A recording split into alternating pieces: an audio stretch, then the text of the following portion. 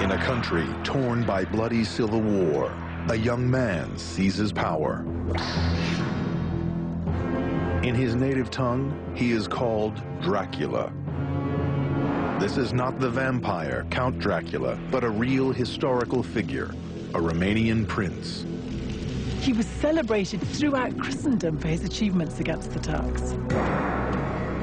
Dracula was a warlord who became known all across Europe for both his breathtaking courage and his terrifying cruelty. What drove him again and again was a need for survival, a need for affirmation, and a driving need to torture. Known as the Impaler after his favorite means of execution, Dracula is said to have burned, boiled, disemboweled, and tortured his way into the history books. But he also left an enduring legacy, not just in blood, in brick, mortar, and stone. He constructed palaces. He founded the city that was to become his country's capital. He also built one of Eastern Europe's most breathtaking mountaintop castles. Now, with state-of-the-art computer animation, the lost world of Dracula will be brought back to life.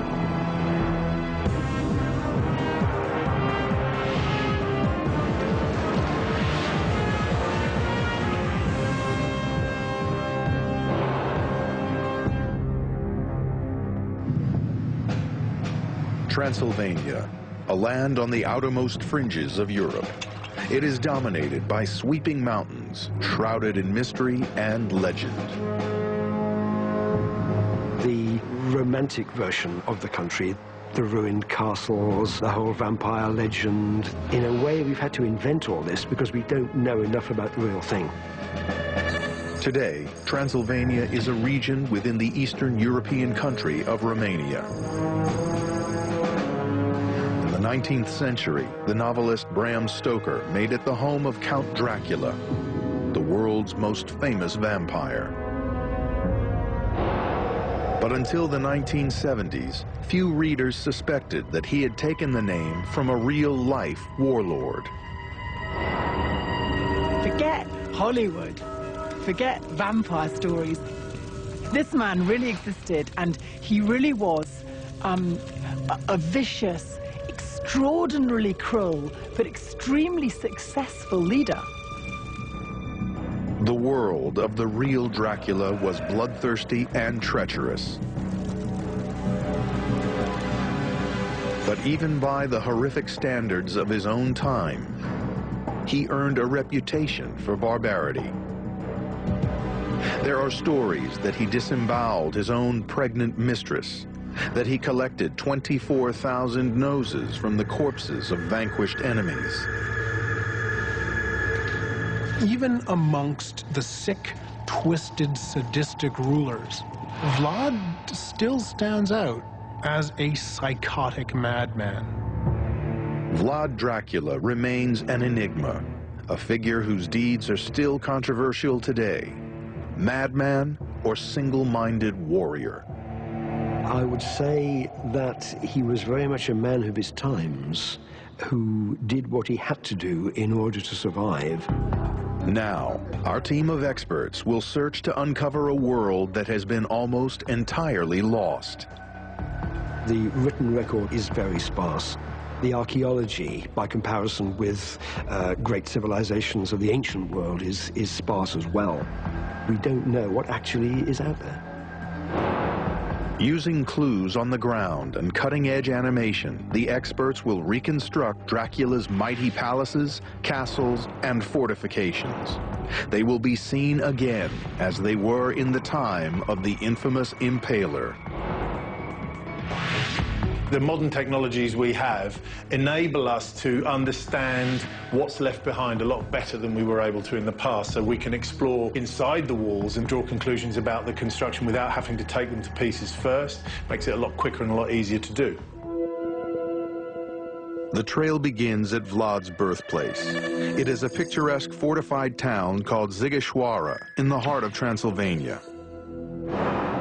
The investigators start by uncovering clues from one of Zigeshwara's oldest houses. This is the house in which, in 1431, Prince Vlad the Impaler Dracula was born.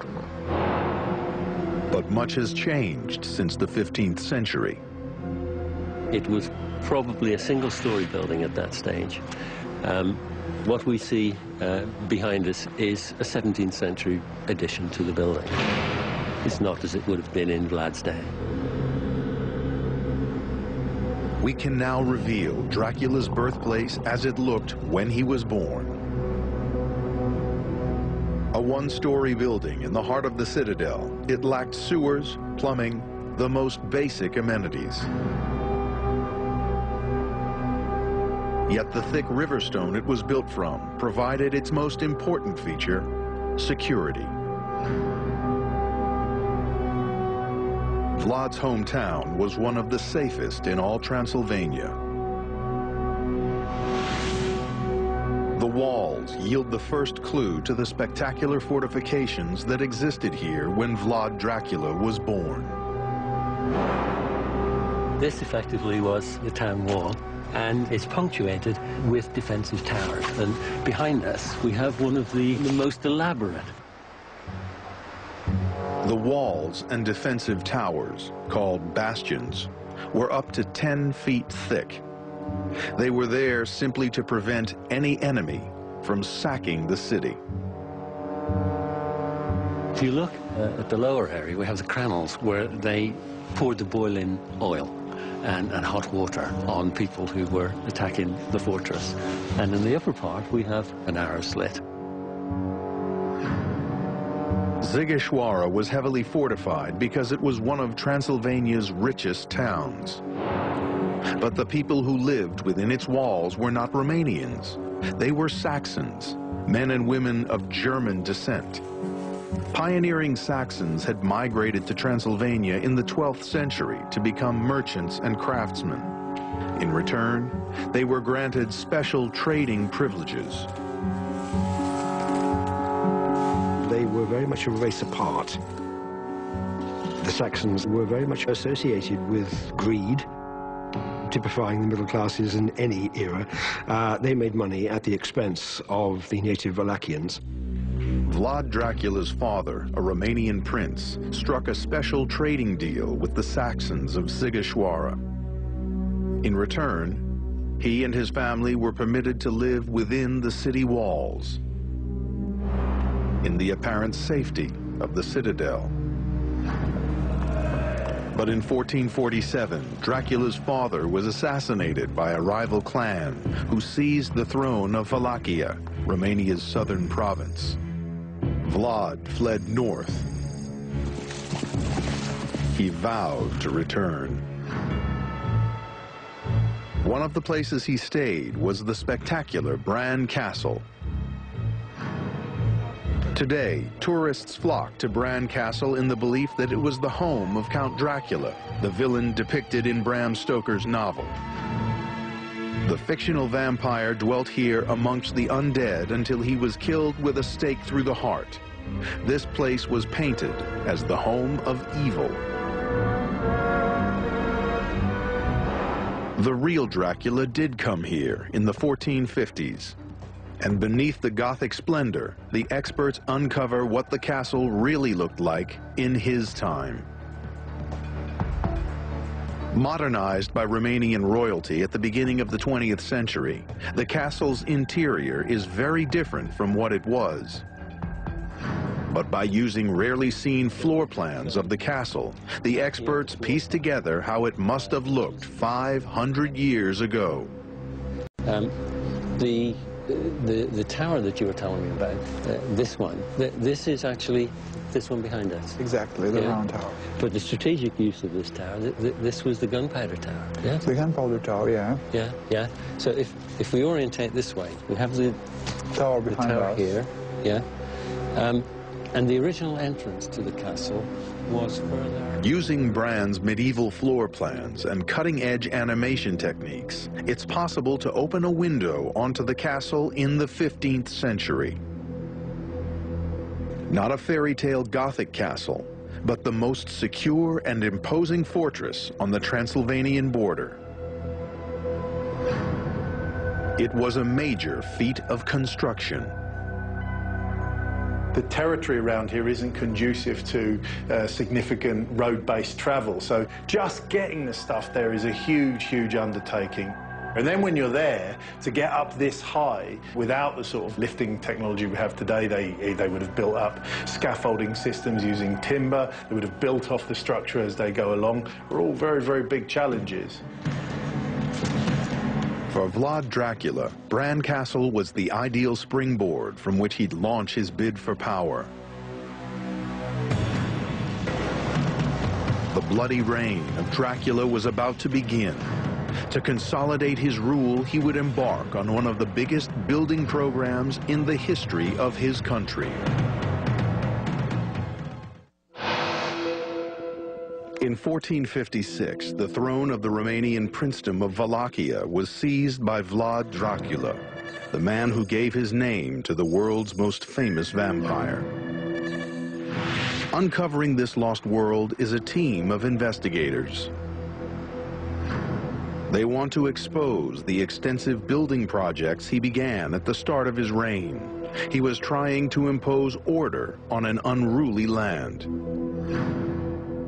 Vlad Dracula has a name to live up to. He inherited it from his father, Vlad Dracul, the former ruler of Wallachia and a knight of the Order of the Dragon. The dragon became part of the family crest. Draculea.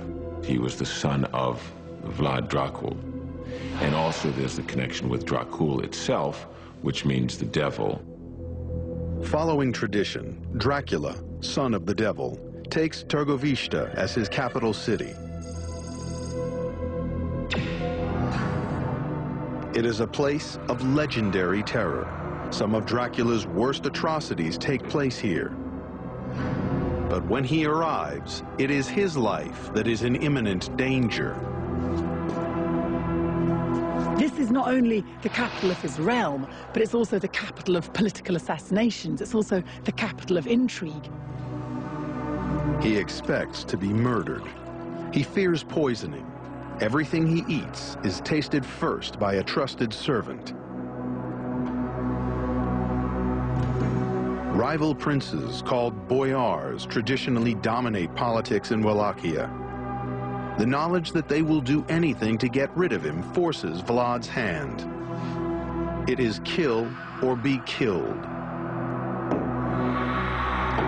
For generations, the Walachian landowners had changed their loyalty back and forth and back and forth. And in order to retain power, Vlad has got to get rid of the boyar. Vlad's antipathy toward the boyar is also deeply personal. His father has been murdered by the boyars, and so here is a man, I think, bent on vengeance. He's got a score to settle, and he does. But before Dracula can be rid of his boyar enemies, he needs protection. And in the present-day ruins lie clues to a massive building project that took place here more than 500 years ago. It's all part of his cunning plan to build this image, if you like, this image of power, this image that he's in control, the impression that he is the great leader, the mighty voivod of Wallachia. The palace complex at Târgoviște was begun by Dracula's grandfather. In his father's time, a 60-foot wide defensive moat was added. But Dracula himself was to build a palace complex that surpassed all that had gone before. The Great Hall was rebuilt to encompass a vast area of more than 3,000 square feet, and an imposing watchtower gave Dracula a panoramic view of his territory. The whole palace complex was encased in walls that were as much as 5 feet thick, The vast cellars beneath the Great Hall reveal the sheer scale of Vlad's ambition. What we have here is a huge volume of space, and that volume was created through the construction of barrel-vaulted cellars. The arches are typical of what's called the Byzantine style of building. They were constructed using a timber framework called a former. The bricks were built around it. It was a feat that had to be supervised by a master mason. His very life depended on getting it right. Traditionally, when you remove the formwork from a fresh arch, the master mason has to stand underneath and be the first one there when the formwork's removed. So if it's ever going to fall on anyone, it'll fall on him. Although few clues remain, some still believe the cellars housed not just palace supplies, but far darker secrets. Like Vlad's own private torture chambers. Restored in the 19th century, this tower was perhaps the most striking feature that Vlad Dracula added to Târgoviște. Built of a riverstone base with upper stories of brick, it soared more than 60 feet into the air and provided a commanding view. Once finished, Vlad's palace was a highly defensible series of barriers. As a defensive position, this structure appears to be well set. You can defend progressively backwards, so you have a succession of hurdles to overcome.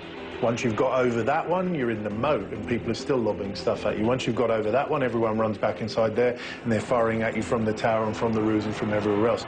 You can imagine the life toll will be fairly severe for the people attacking it. With Târgoviște transformed into a high-security headquarters, Dracula began exterminating his boyar enemies. He showed ruthlessness that has become legendary. There is no doubt that the only way Vlad could get rid of the boyar and cement himself in power was to kill them all. On Easter Sunday, 1457, Dracula committed one of his most infamous atrocities. He set his trap by inviting the boyars to a meal in the Great Hall. Vlad asked them rather pointedly how many lords they had over a 50-year period, and most of them couldn't answer him because they'd had so many. And the reason they'd had so many is that they had been removed by force by those very boyars, which was exactly the answer that Vlad wanted. They were condemning themselves out of their own mouths, and so, according to legend anyway, he had them impaled, 500 of them.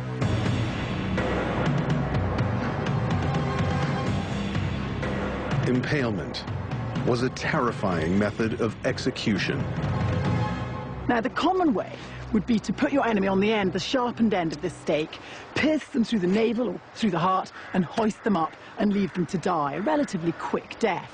That was for the more fortunate, because if you really wanted to make an example of you, he'd take this rounded end and he'd grease it, and then he'd pull your legs apart and insert it into your rectum. So through your bottom, and gradually the stake would work its way through your body. This might take a couple of days, okay? So you'd be literally dying for hours. Târgoviște was littered with the impaled bodies of the dead and dying. But Dracula didn't kill everyone immediately.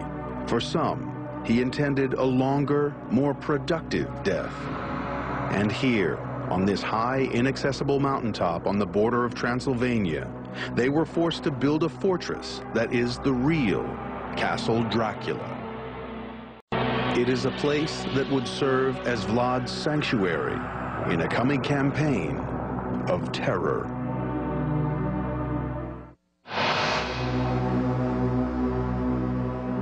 "1,500 feet above the river Arges, on a perilously steep mountain, lie the ruins of an ancient fortress called Castle Panari. This is the real Castle Dracula. The castle's site was key. On the edge of Vlad Dracula's own realm of Wallachia, the castle also bordered the mountainous territory of Transylvania. Even today, it remains a remote and forbidding place. And the investigators need to climb 1,480 steps just to get to it.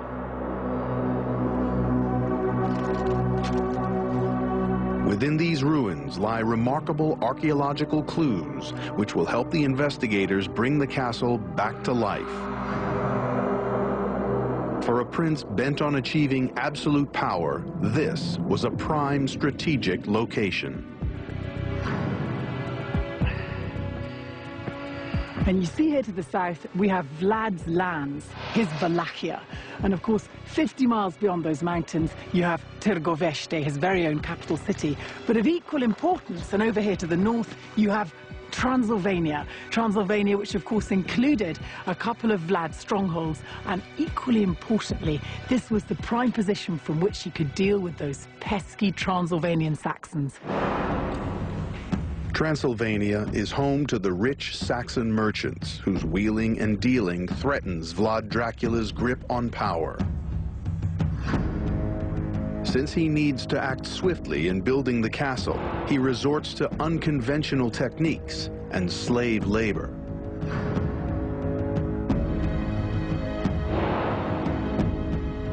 Construction begins around a watchtower dating back to the time of his grandfather. But Vlad envisages something far greater. A fortress that will not just occupy the whole summit of Panari, but enlarge it. Clues to how he did it are encoded in the ruined walls that still surround the castle. They give it its strange two-tone appearance, with red brick sitting on top of a gray stone base. It is a very, very unusual structure because of the combination of the stone and the brick. I would have expected here to have seen the whole thing constructed in stone. Perhaps it was actually easier to build in brick. It certainly would have been an awful lot quicker. Though they stand on a narrow mountain summit, these walls are a staggering 9 feet thick.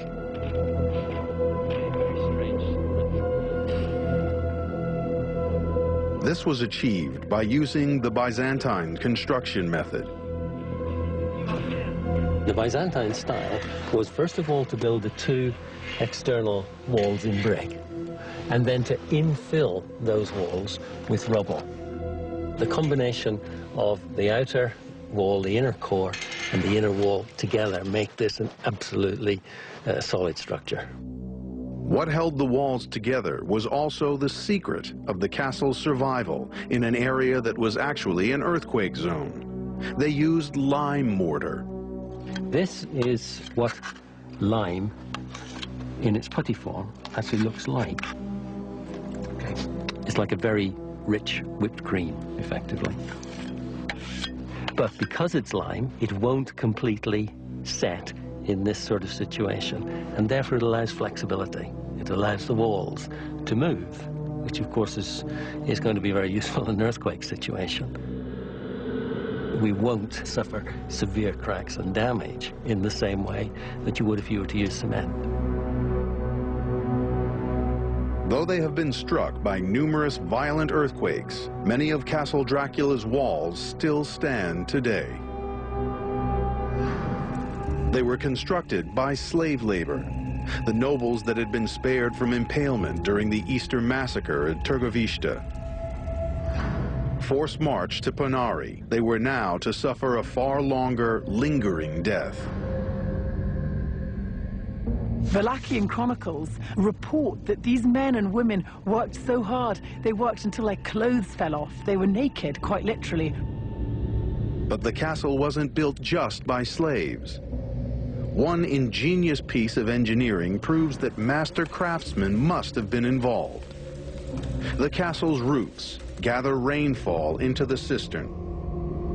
It's constructed in stone, which is it's called rabbitting.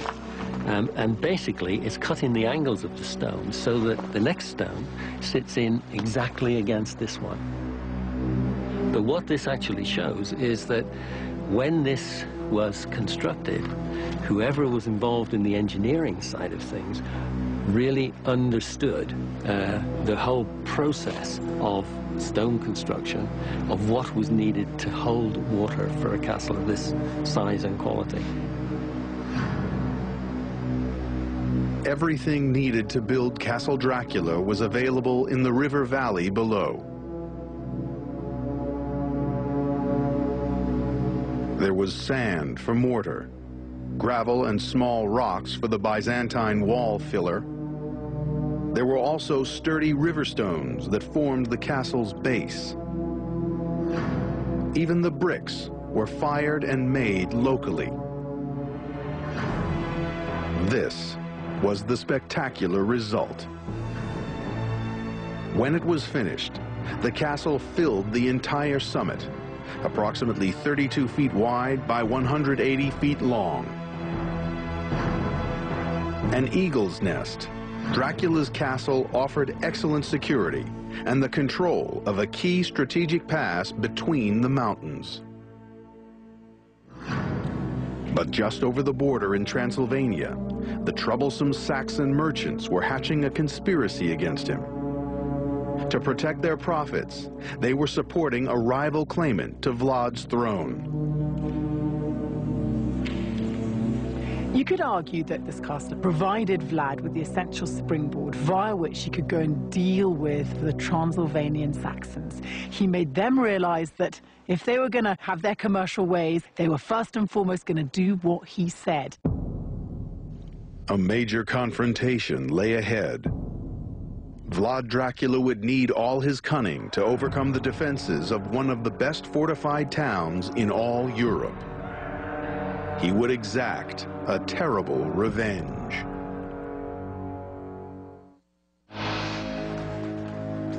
German chronicles report that in 1459, Vlad Dracula, the real-life Romanian prince, embarked on a campaign of terror.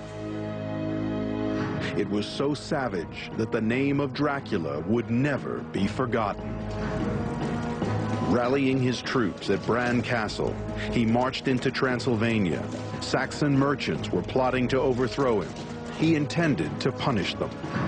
Their base was in Brasov. Concealed within the modern-day city are the fortifications of what was medieval Transylvania's richest and most well-defended town. The Saxons had been siding with Vlad's enemies. They were untrustworthy and they were foreign anyway, so in Vlad's book, that's fair deal.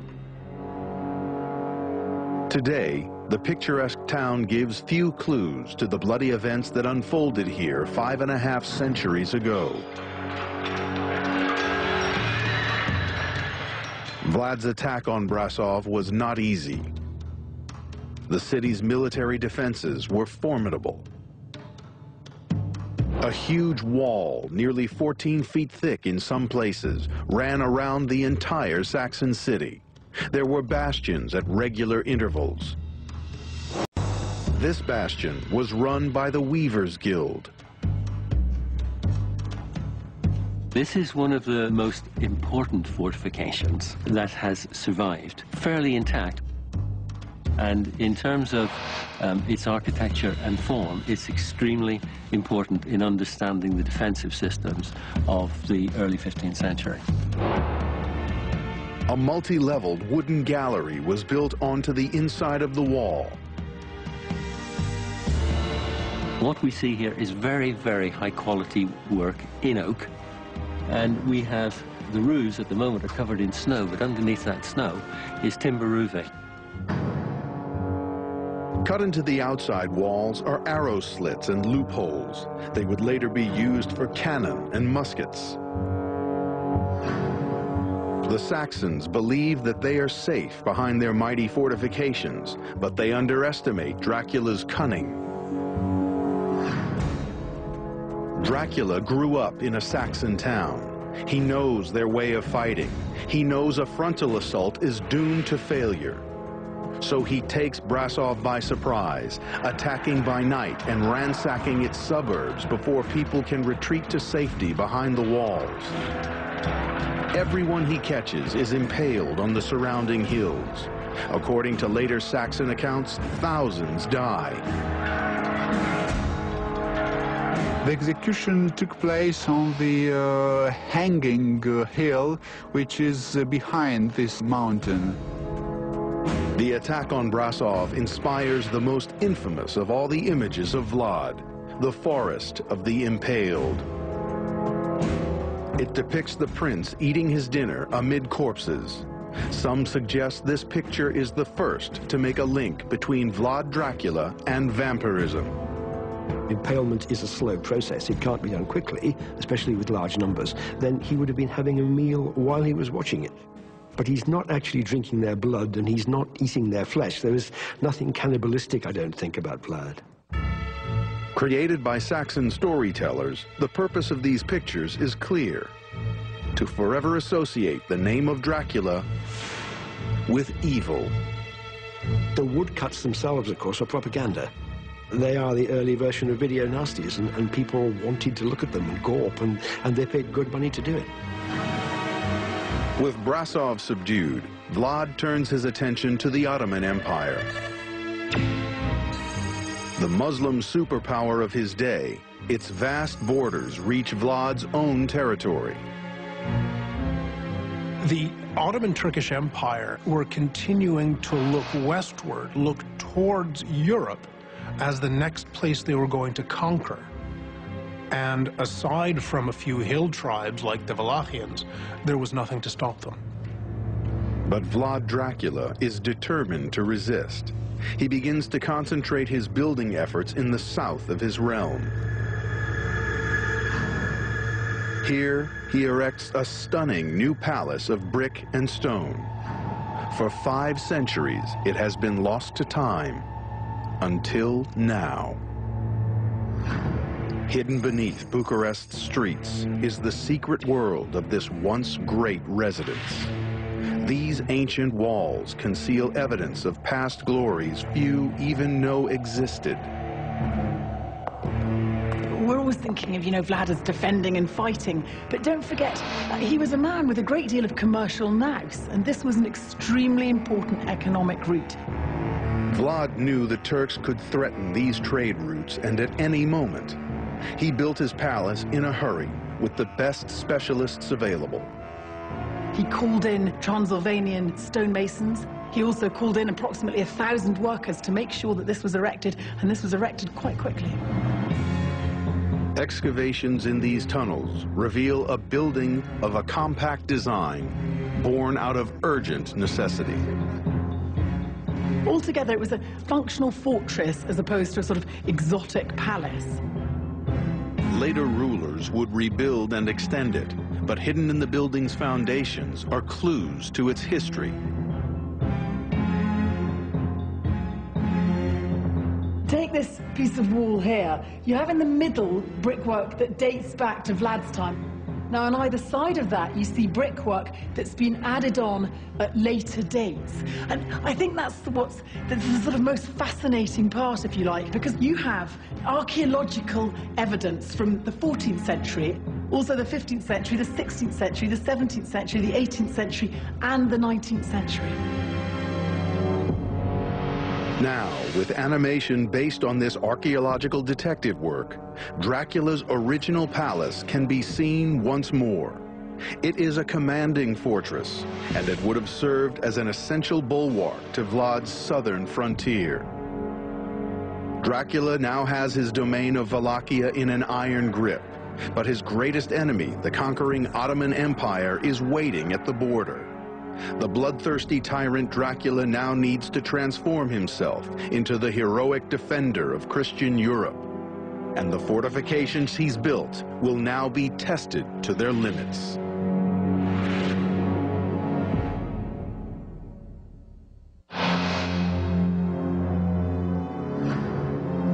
With his country secured by a series of fortified palaces, Vlad Dracula, Prince of Wallachia, begins planning for war. Amid the massive 5-foot-thick walls of his palace at Târgovişte, Vlad receives a delegation from the Ottoman Turks. The Turks' all-conquering armies have reached his borders, and they now threaten Christian Europe. According to legend, the envoy demands Vlad pay a tribute, but he refuses, claiming the envoy had insulted him. They don't remove their turbans.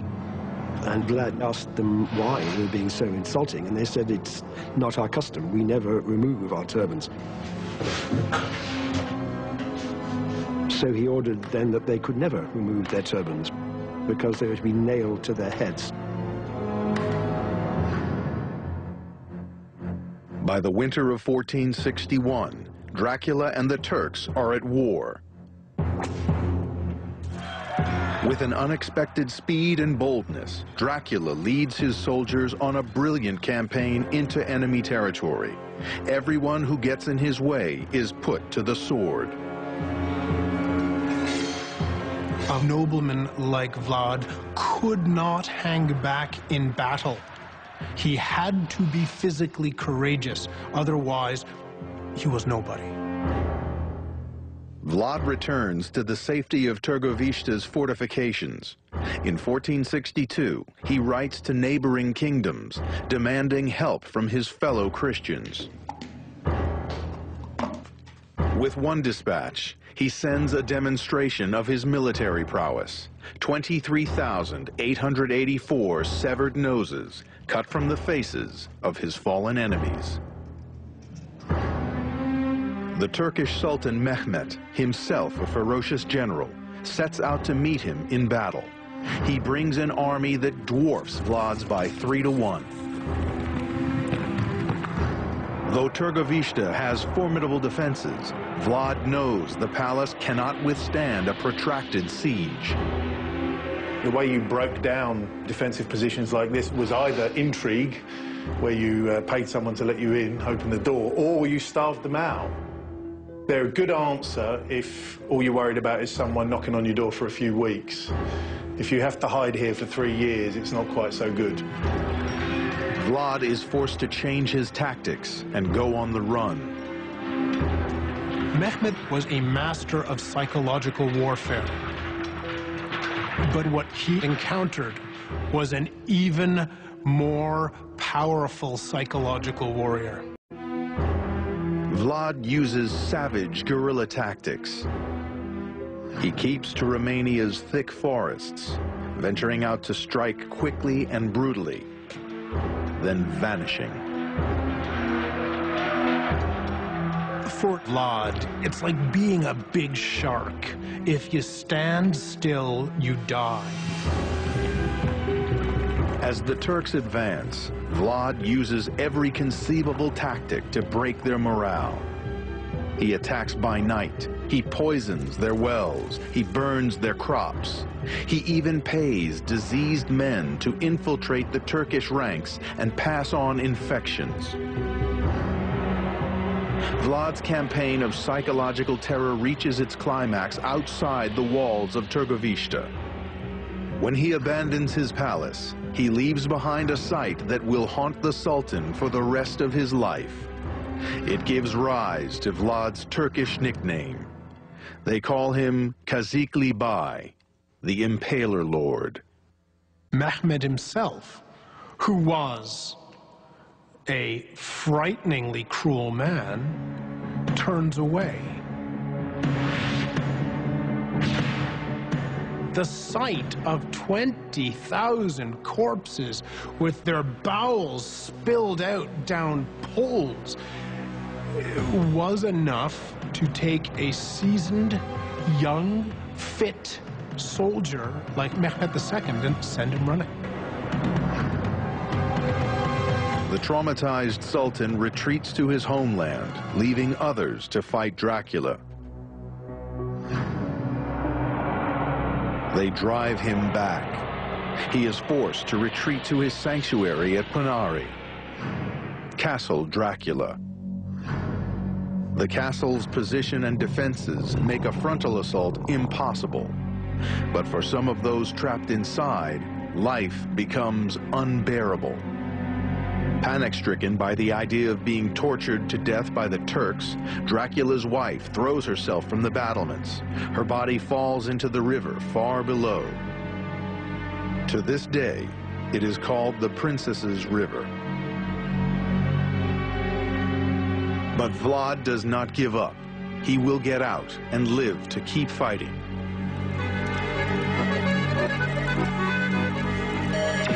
In the village of Arefu, only a few miles from the castle, the experts uncover a piece of local folklore concerning Dracula's daring escape.